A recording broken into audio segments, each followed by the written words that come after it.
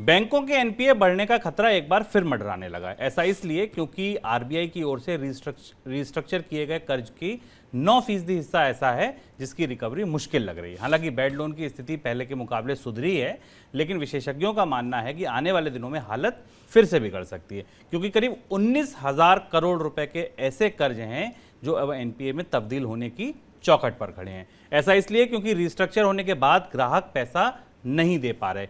छोटे मझोले उद्योग कोविड के बाद अभी रिकवर नहीं कर पाने के कारण कर्ज नहीं चुका पा रहे हैं। एमएसएमई का सरकारी बैंकों पर करीब 2053 करोड़ रुपए का कर्ज एनपीए में पहले ही तब्दील हो चुका है। सर, इसकी आशंका थी, आपने मुझे याद है एक इकोनॉमिकम में भी जिक्र किया था इसका और डिटेल में बताया था। मेरे ख्याल से आखिरी लड़ाई ऐसे कुछ उसकी हेडिंग भी थी।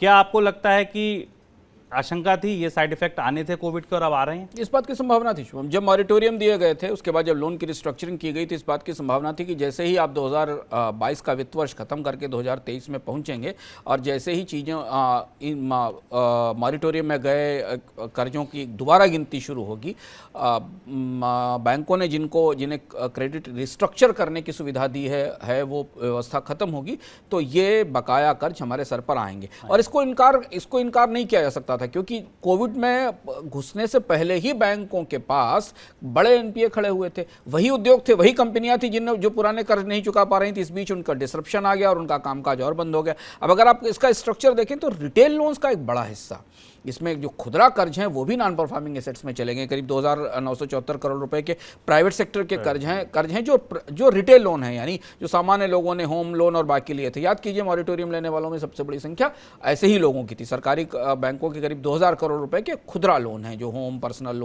लोन और एजुकेशन लोन की साइड से हैं।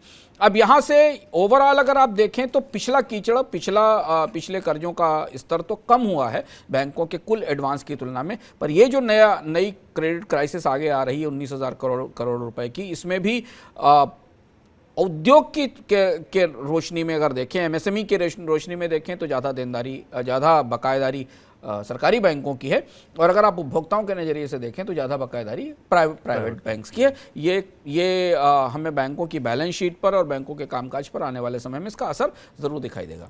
और इस पूरे मुद्दे को अगर आप और गहराई से जानना समझना चाहते हैं तो इकोनॉमिकम को ज़रूर देखिए, जहां पर छोटे उद्योगों के कर्ज पर अंशुमान जी ने विस्तार से बताया था कि आखिर ऐसा संकट क्यों उभर रहा है।